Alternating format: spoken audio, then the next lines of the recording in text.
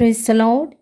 ഇയ്യോബിൻ്റെ പുസ്തകം 15-ാം അധ്യായം 1 മുതൽ 35 വരെയുള്ള തിരുവചനങ്ങൾ.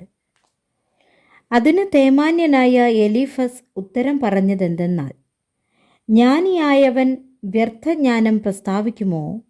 അവൻ കിഴക്കൻ കാറ്റുകൊണ്ട് വയറു നിറയ്ക്കുമോ?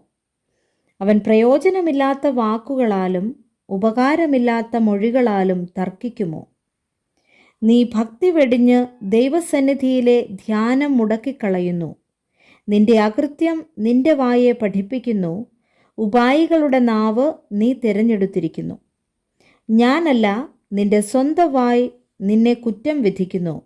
നിന്റെ അധരങ്ങൾ തന്നെ നിന്റെ നേരെ സാക്ഷീകരിക്കുന്നു. നീയോ ആദ്യം ജനിച്ച മനുഷ്യൻ, ഗിരികൾക്ക് മുമ്പേ നീ പിറന്നുവോ? നീ ദൈവത്തിൻ്റെ മന്ത്രിസഭയിൽ കൂടിയിട്ടുണ്ടോ? ജ്ഞാനത്തെ നീ കുത്തക പിടിച്ചിരിക്കുന്നുവോ? ഞങ്ങൾ അറിയാത്തതായി നീ എന്തറിയുന്നു? ഞങ്ങൾക്ക് വശമില്ലാത്തതായി എന്തൊന്ന് നീ ഗ്രഹിച്ചിരിക്കുന്നു? ഞങ്ങളുടെ ഇടയിൽ നരച്ചവരും വൃദ്ധന്മാരുമുണ്ട്, നിന്റെ അപ്പനേക്കാൾ പ്രായം ചെന്നവർ തന്നെ.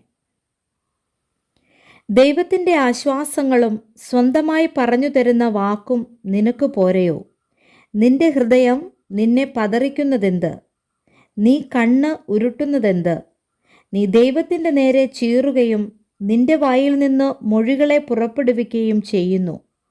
മർത്യൻ ശുദ്ധിമാനായിരിക്കുന്നതെങ്ങനെ? സ്ത്രീ പ്രസവിച്ചവൻ നീതിമാനായിരിക്കുന്നതെങ്ങനെ? തൻ്റെ വിശുദ്ധന്മാരിലും അവന് വിശ്വാസമില്ലല്ലോ. സ്വർഗവും തൃക്കണ്ണിന് നിർമ്മലമല്ല. പിന്നെ മ്ലേച്ഛതയും വഷളത്വവുമുള്ളവനായി വെള്ളം പോലെ അകൃത്യം കുടിക്കുന്ന മനുഷ്യൻ എങ്ങനെ? ഞാൻ നിന്നെ ഉപദേശിക്കാം, കേട്ടുകൊള്ളുക. ഞാൻ കണ്ടിട്ടുള്ളത് വിവരിച്ചു പറയാം. ജ്ഞാനികൾ തങ്ങളുടെ പിതാക്കന്മാരോട് കേൾക്കുകയും മറച്ചുവെക്കാതെ അറിയിക്കുകയും ചെയ്തതു തന്നെ. അവർക്ക് മാത്രമല്ലോ ദേശം നൽകിയിരുന്നത്. അന്യൻ അവരുടെ ഇടയിൽ കടക്കുന്നതുമില്ല. ദുഷ്ടൻ ജീവപര്യന്തം അതിവേദനയോടെ ഇരിക്കുന്നു. നിഷ്ഠൂരന് വച്ചിരിക്കുന്ന ആണ്ടുകൾ തികയുവോളം തന്നെ. ഘോരനാദം അവൻ്റെ ചെവിയിൽ മുഴങ്ങുന്നു. സുഖമായിരിക്കയിൽ കവർച്ചക്കാരൻ അവൻ്റെ നേരെ വരുന്നു. അന്ധകാരത്തിൽ നിന്ന് മടങ്ങി വരുമെന്ന് അവൻ വിശ്വസിക്കുന്നില്ല. അവൻ വാളിനിരയായി നിയമിക്കപ്പെട്ടിരിക്കുന്നു. അവൻ അപ്പം തെണ്ടി നടക്കുന്നു, അത് എവിടെ കിട്ടും? അനർത്ഥ ദിവസം തനിക്ക് അടുത്തിരിക്കുന്നു എന്ന് അവൻ അറിയുന്നു. കഷ്ടവും വ്യാകുലവും അവനെ അരട്ടുന്നു. പടയ്ക്കൊരുങ്ങിയ രാജാവെന്ന പോലെ അവനെ ആക്രമിക്കുന്നു.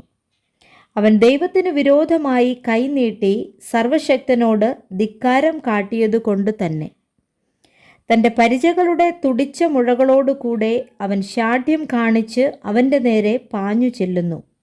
അവൻ തൻ്റെ മുഖത്തെ മേധസ് കൊണ്ട് മൂടുന്നു. തൻ്റെ കടിപ്രദേശത്ത് കൊഴുപ്പ് കൂട്ടുന്നു. അവൻ ശൂന്യ നഗരങ്ങളിലും ആരും പാർക്കാതെ കൽക്കൂമ്പാരങ്ങളായി തീരുവാനുള്ള വീടുകളിലും പാർക്കുന്നു.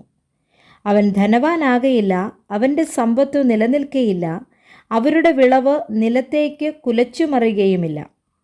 ഇരുളിൽ നിന്ന് അവൻ തെറ്റിപ്പോകയില്ല.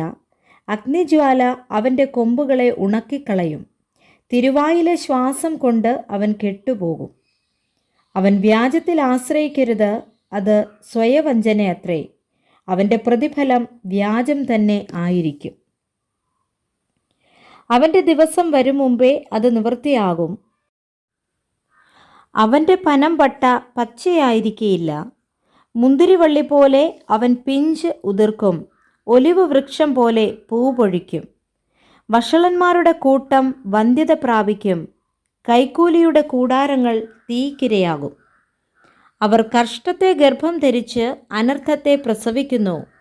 അവരുടെ ഉദരം വഞ്ചനയെ ഉരുവാക്കുന്നു. Praise the Lord.